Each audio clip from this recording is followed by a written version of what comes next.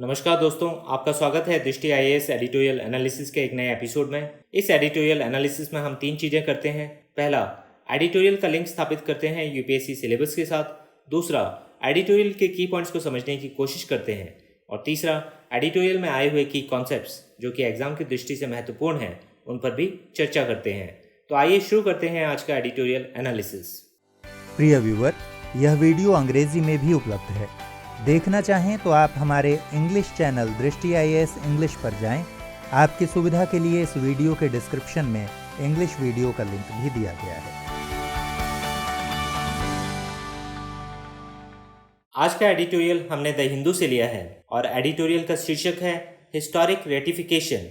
और इस एडिटोरियल में बात की गई है जो कन्वेंशन 182 है इंटरनेशनल लेबर ऑर्गेनाइजेशन की, जिसको अभी यूनिवर्सल रेटिफिकेशन की उपलब्धि प्राप्त हुई है जब किंगडम ऑफ टोंगा ने अगस्त के पहले हफ्ते में इसको रेटिफाई कर दिया है। और इसके द्वारा अब जो आईएलओ की 187 मेंबर कंट्रीज हैं, इन सभी का इसे रेटिफिकेशन प्राप्त हो गया है।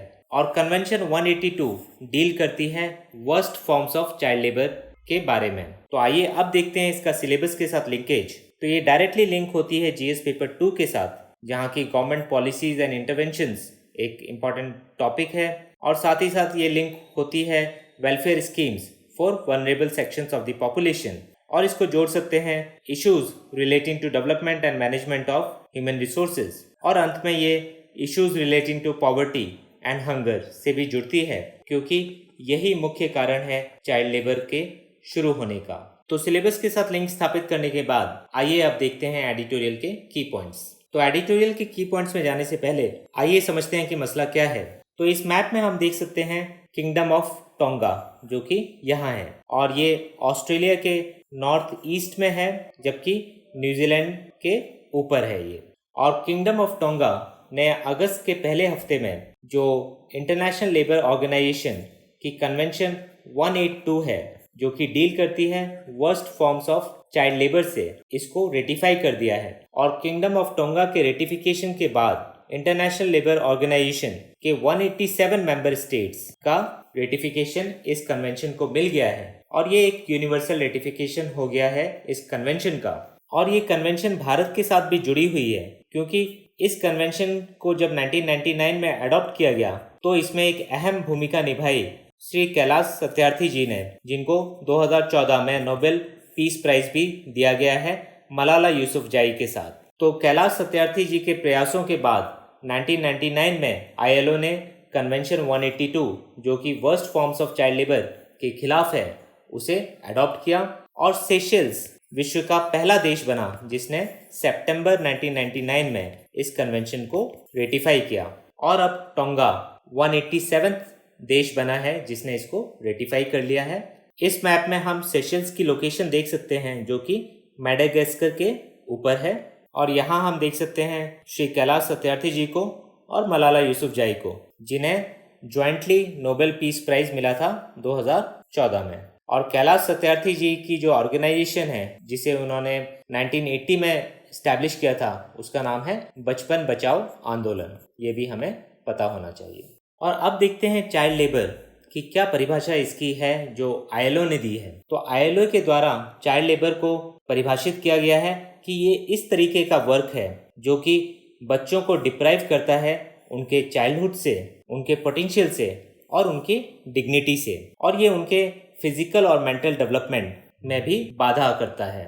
और जो लीस्ट डेवलप्ड कंट्रीज हैं, उसमें 4 में से 1 बच्चा 5 से 17 साल की उम्र में इस तरीके के कार्य में लगा हुआ है जो कि उसकी हेल्थ और डेवलपमेंट के लिए नुकसानदेह है। और जो चाइल्ड लेबर का इरेडिकेशन है, ये UN sustainable development goal target 8.7 भी है। तो ये भी काफ़ी इंपॉर्टेंट है और एग्जाम में पूछा जा सकता है कि एसडीजी का कौन सा टारगेट है ये चाइल्ड लेबर एलिमिनेशन। तो ये एसडीजी 8.7 में आता है। और कुछ इम्पॉर्टेंट इंटरनेशनल कानून हैं जो चाइल्ड लेबर के ऊपर हैं। तो उनमें आता है UN convention on rights of child 1989 में। और इस कन्वेंशन ने ये आइडिया दिया है कि बच्चों को केवल वस्तुएं नहीं समझा जाना चाहिए जो कि उनके पेरेंट्स को बिलोंग करते हैं, और उनके लिए उनके पेरेंट्स ही निर्णय ले सकते हैं। या उन्हें ऐसा नहीं समझा जाना चाहिए कि वो एडल्ट्स इन ट्रेनिंग है, बल्कि बच्चों को इस तरीके से समझा जाना चाहिए कि वो भी अपने आप में ह्यूमन बीइंग्स हैं और इंडिविजुअल्स हैं जिनके अपने खुद के अधिकार हैं। और इंटरनेशनल लेबर ऑर्गेनाइजेशन की दो इम्पॉर्टेंट कन्वेंशन हैं। एक है कन्वेंशन 138 जो कि मिनिमम एज किसी भी एम्प्लॉयमेंट में जाने की है उसको तय करती है, और ये 1973 की कन्वेंशन है। और दूसरी कन्वेंशन है जो अभी न्यूज़ में है, वो है कन्वेंशन 182 जो कि worst forms of child labour को डिफाइन करती है, और ये 1999 में अडॉप्ट की गई थी ILO के द्वारा। और भारत ने 138 और 182 इन दोनों कन्वेंशंस को 2017 में रेटिफाई किया है। ये भी जरूरी इन्फॉर्मेशन है और हमें पता होनी चाहिए। साथ ही साथ यूनाइटेड नेशंस जनरल असेंबली ने 2019 में एक रिजोल्यूशन को अडॉप्ट किया है जिसके द्वारा 2021 को international year for elimination of child labour declare किया गया है।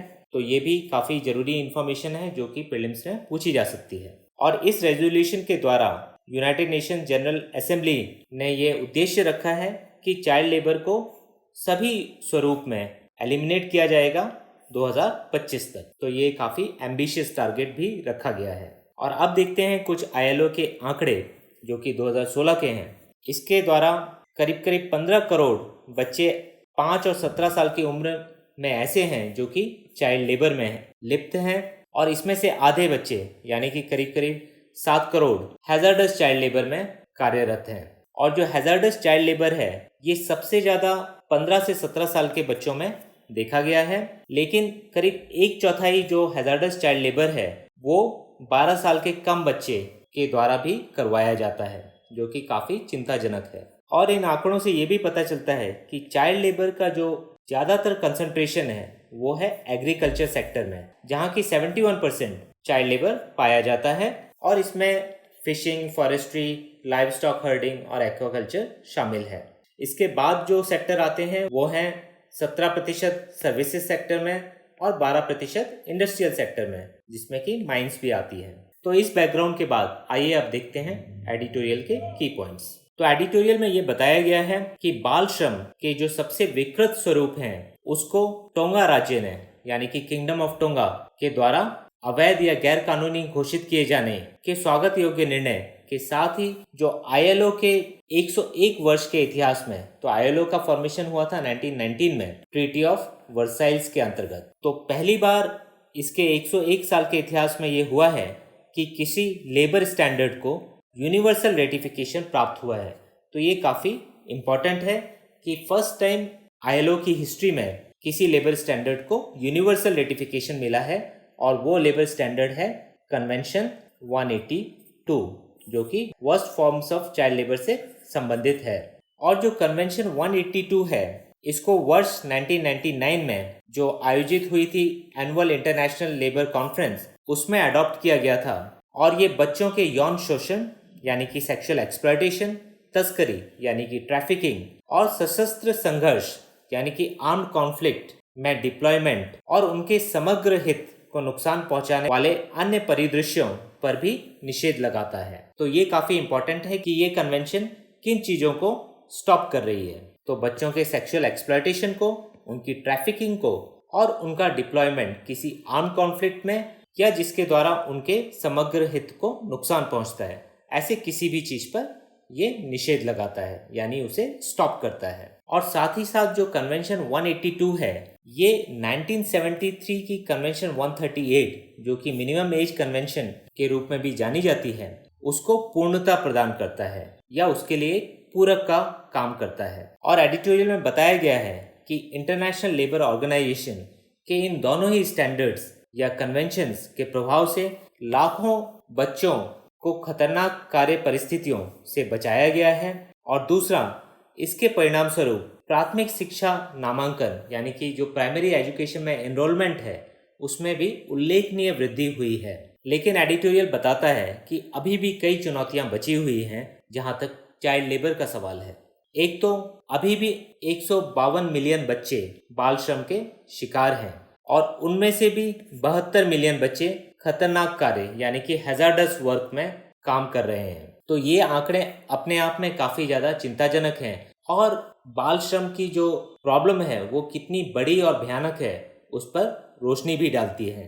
और एडिटोरियल बताता है कि जो 2025 तक चाइल्ड लेबर को एलिमिनेट करने का लक्ष्य है वो काफ़ी एम्बिशियस लक्ष्य है, लेकिन उसकी प्राप्ति के लिए जो वर्तमान प्रयास हैं उनमें उल्लेखनीय वृद्धि की आवश्यकता होगी।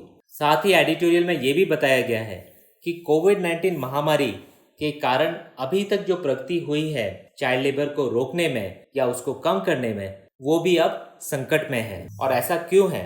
क्योंकि व्यापक रूप से लोगों के रोजगार छिन गए हैं इस महामारी के द्वारा, कार्य परिदृश्यों में गिरावट आई है, घरेलू आय में कमी आई है और विद्यालय भी अस्थायी रूप से बंद हुए हैं। तो ये सभी कारण ऐसे हैं जिनसे चाइल्ड लेबर को फिर से पनपने का मौका मिल सकता है। आगे एडिटोरियल में बताया गया है कि किसी भी वैश्विक श्रम मानक का पहली बार यूनिवर्सल रेटिफिकेशन, जिसे हिंदी में सार्वभौमिक अनुसमर्थन कहेंगे, वो एक ऐतिहासिक बात है और उल्लास का विषय भी है, लेकिन साथ ही ये गहन चिंतन का भी विषय है, क्योंकि चाइल्ड लेबर अभी भी एक रियलिटी या वास्तविकता बना हुआ है और इसको कम करने या दूर करने के लिए अभी बहुत सारे कारगर उपाय किए जाने बाकी हैं। और एडिटोरियल में ये भी बताया गया है कि भारत ने भी कुछ विलंब से लेकिन बाल श्रम के उन्मूलन के लिए अपनी कानूनी प्रतिबद्धता का संकेत दिया है और 2017 में कन्वेंशन नंबर 182 तथा मिनिमम एज कन्वेंशन जो कि नंबर 138 है उसकी पुष्टि की है। तो भारत ने इन दो कन्वेंशंस को 2017 में रेटिफाई किया है, जबकि इनमें से एक कन्वेंशन 1973 की है और दूसरी कन्वेंशन 1999 की है। तो भारत की ओर से काफ़ी देर की गई है इन कन्वेंशंस को रेटिफाई करने में। और यहाँ हमें ये भी पता होना चाहिए कि रेटिफिकेशन और साइनिंग में क्या फ़र्क होता है। तो कोई भी कन्वेंशन या ट्रीटी होती है, उसका साइनिंग करने का मतलब है कि देश ये बता रहा है कि उस ट्रीटी या कन्वेंशन के जो भी प्रिंसिपल्स हैं उसको फॉलो करने का उसका इंटेंशन है। तो साइनिंग का मतलब है कि देश अपना इंटेंशन बता रहा है, और रेटिफिकेशन का मतलब है कि अब देश ने ये मान लिया है कि ये ट्रीटी या कन्वेंशन उस पर बाइंडिंग है। तो ये फ़र्क होता है रेटिफिकेशन और साइनिंग में। तो ये भी हमें मालूम होना चाहिए। तो भारत ने इन कन्वेंशंस को साइन तो जिस वर्ष ये अडॉप्ट हुई हैं तभी किया है, लेकिन रेटिफाई दोनों कन्वेंशंस को 2017 में किया है। और अंत में एडिटोरियल कहता है कि 2021 को international year for abolition of child labour declare किया गया है। तो ऐसे में चाहिए कि दुनिया भर की सरकारें अपनी ओर से पूरी कोशिश करें कि चाइल्ड लेबर के इस कलंक को पूरे विश्व से मिटाया जा सके, और इसमें न केवल सरकार बल्कि सिविल सोसाइटी और नागरिकों को भी आगे आना होगा, तभी इस समस्या को जड़ से मिटाया जा सकता है। तो ये सब था एडिटोरियल के की पॉइंट्स में। अब आइए देखते हैं कुछ की कॉन्सेप्ट्स। तो की कॉन्सेप्ट्स में देखते हैं कि चाइल्ड लेबर भारत में किस प्रकार से फैला हुआ है। तो अगर 2011 का नेशनल सेंसस देखा जाए तो उसमें जो चाइल्ड लेबर्स की संख्या बताई गई थी 5 से 14 साल की उम्र में, उन्हें रखा गया था करीब करीब 1 करोड़ पर, और जबकि जो टोटल बच्चों की संख्या थी इस एज ग्रुप में वो है करीब करीब 25 करोड़। और जो चाइल्ड लेबर की समस्या है ये केवल भारत तक ही सीमित नहीं है, ये एक वैश्विक समस्या है जिसमें कि करीब करीब 21 करोड़ बच्चे चाइल्ड लेबर में शामिल हैं, और इनमें से कई सारे बच्चे चाइल्ड लेबर फुल टाइम करते हैं। और भारत में जो चाइल्ड लेबर के खिलाफ कानून है वो है child and adolescent labour prohibition and regulation act 1986 का, जिसे कि 2016 में अमेंड किया गया है। और इसमें चाइल्ड को डिफाइन किया गया है कि कोई भी पर्सन जो कि 14 साल की उम्र से कम उम्र का है। और इस child labour prohibition and regulation act के द्वारा चाइल्ड को किसी भी एम्प्लॉयमेंट में शामिल करने पर प्रतिबंध लगाया गया है, चाहे वो डोमेस्टिक हेल्प ही क्यों ना हो। और ये बहुत बड़ी समस्या है कि कई सारे बच्चों को डोमेस्टिक हेल्प की तरह एम्प्लॉय किया जाता है, और ये ऐसे परिवारों के द्वारा भी किया जाता है जो कि काफ़ी शिक्षित वर्ग में आते हैं। तो ये एक समस्या है जिसके खिलाफ समाज में जागरूकता लाने की ज़रूरत है, ताकि बच्चों को डोमेस्टिक हेल्प की तरह एम्प्लॉय ना किया जाए। जबकि इसे एक कॉग्निजिबल क्रिमिनल ऑफेंस भी माना गया है कि अगर आप बच्चे को किसी भी कार्य के लिए एम्प्लॉय करते हैं। और इस एक्ट के अंतर्गत 14 से 18 साल के बच्चों को एडोलेसेंट माना गया है, और ये कानून इन्हें अलाउ करता है कि एडोलेसेंट को एम्प्लॉय किया जा सकता है सिवाय हैजार्डस ऑक्यूपेशन, जिसमें कि माइनिंग है, ज्वलनशील पदार्थ और एक्सप्लोजिव्स वगैरह से रिलेटेड वर्क है, या और कोई हैजार्डस प्रोसेस, जो कि फैक्ट्रीज एक्ट 1948 में डिफाइन किया गया है। तो इन 3 चीज़ों को छोड़कर 14 से 18 साल के बच्चों को एम्प्लॉय किया जा सकता है। और जो 15 से 18 साल का एज ग्रुप है उसमें भारत में करीब करीब 2 करोड़ वर्किंग चिल्ड्रन हैं, जिसके अनुसार 11 में से एक बच्चा जो कि 5 से 18 साल की उम्र का है वो भारत में काम करता है। और जो 5 राज्य हैं जहाँ की सबसे ज़्यादा चाइल्ड लेबर की समस्या है वो है उत्तर प्रदेश, बिहार, राजस्थान, मध्य प्रदेश और महाराष्ट्र। तो अगर महाराष्ट्र को छोड़ दिया जाए तो ये बाकी सारे राज्य हिंदी बेल्ट में आते हैं जहाँ की चाइल्ड लेबर की समस्या काफ़ी ज़्यादा एक्यूट है। अब देखते हैं कुछ संविधान के प्रोविजंस जो कि चाइल्ड लेबर से संबंधित हैं। तो इसमें आता है आर्टिकल 21A, आर्टिकल 24 और आर्टिकल 39। आर्टिकल 21A है राइट टू एजुकेशन, आर्टिकल 24 है prohibition of employment of children below the age of 14 years in factories etcetera, और आर्टिकल 39 जो कि स्टेट को ये कहता है कि उसको इस तरीके की नीति बनानी चाहिए कि बच्चों का एक्सप्लॉयटेशन ना हो, ना कि उन्हें एम्प्लॉय किया जाए ऐसे कामों में जो कि अनसुटेबल है उनकी एज और उनके सेहत के अनुसार। तो इसके बाद आइए अब देखते हैं इंटरनेशनल लेबर ऑर्गेनाइजेशन। तो International Labour Organization United Nations की एजेंसी है, इसका हेडक्वार्टर जेनेवा में है और भारत इसका एक फाउंडर मेंबर है। और ILO की स्थापना हुई थी 1919 में ट्रीटी ऑफ वर्साइल्स के अंतर्गत, और ये एक स्पेशलाइज्ड एजेंसी बनी यूनाइटेड नेशंस की 1946 में। और इसे एक ट्राइपार्टाइट ऑर्गेनाइजेशन के रूप में जाना जाता है जिसमें कि 3 तरीके के रिप्रेजेंटेटिव्स आते हैं, सरकार के, एम्प्लॉयर्स के और वर्कर्स के, इसकी एग्जीक्यूटिव बॉडीज में। तो ये काफ़ी यूनिक फीचर है ILO का कि इसमें गवर्नमेंट्स भी मेंबर्स हैं, इसकी एम्प्लॉयर्स भी मेंबर्स हैं और वर्कर्स भी मेंबर्स हैं। तो ये भी काफ़ी ज़रूरी इन्फॉर्मेशन है और एग्जाम में पूछी जा सकती है। इसके अलावा 1969 में ILO को नोबेल पीस प्राइज भी मिला है for improving fraternity and peace among nations. तो ये भी काफ़ी इंपॉर्टेंट फैक्ट है। और अंत में हमें ये भी मालूम होना चाहिए कि 8 कोर कन्वेंशन है ILO की, जिसमें कि फोर्स लेबर है convention number 29, abolition of force labour है convention number 105, equal remuneration convention है कन्वेंशन नंबर 100, डिस्क्रिमिनेशन कन्वेंशन है नंबर 111, मिनिमम एज कन्वेंशन है number 138, worst forms of child labour convention है 182 और freedom of association and protection of right to organise convention है number 87 और right to organise and collective bargaining है number 98। तो हमें सिर्फ यहाँ पता होना चाहिए कि ILO की 8 कोर कन्वेंशंस हैं और इसमें से भारत ने 6 कोर कन्वेंशंस को रेटिफाई किया हुआ है, जिसमें कि 2 कन्वेंशंस 138 और 182 जो कि चाइल्ड लेबर से डील करती है उसको भारत ने 2017 में रेटिफाई किया है। इसके अलावा 2 कन्वेंशन जिसको भारत ने रेटिफाई अभी तक नहीं किया है और जो कि 8 कोर कन्वेंशंस में आती है वो है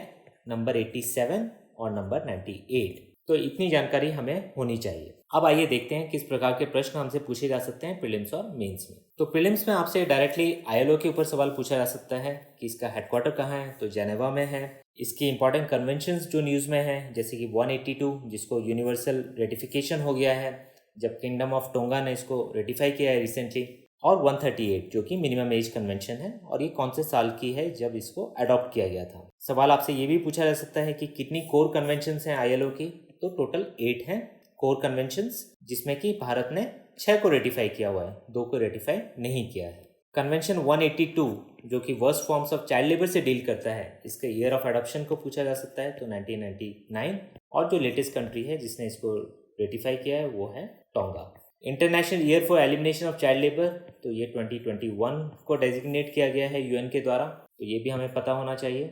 international day against child labour ये 12 जून को मनाया जाता है और ये ILO के द्वारा डेजिग्नेटेड है। अगर मेंस की बात की जाए तो मेंस में सवाल आपसे पूछा जा सकता है कि क्या कारक हैं जो कि चाइल्ड लेबर्स को बढ़ावा देते हैं, तो आपको ये फैक्टर्स पता होने चाहिए खासतौर से भारत के संदर्भ में, और क्या स्टेप्स सरकार के द्वारा लिए गए हैं कि चाइल्ड लेबर की प्रैक्टिस में कमी लाई जाए या उसको जड़ से मिटाया जाए। तो कुछ सुझाव भी आपको पता होने चाहिए कि किस तरीके से चाइल्ड लेबर की समस्या को हल किया जा सकता है या इसको जड़ से दूर किया जा सकता है। तो ये सब था आज के एडिटोरियल एनालिसिस में। फिर मिलेंगे एक नए एडिटोरियल के साथ। धन्यवाद।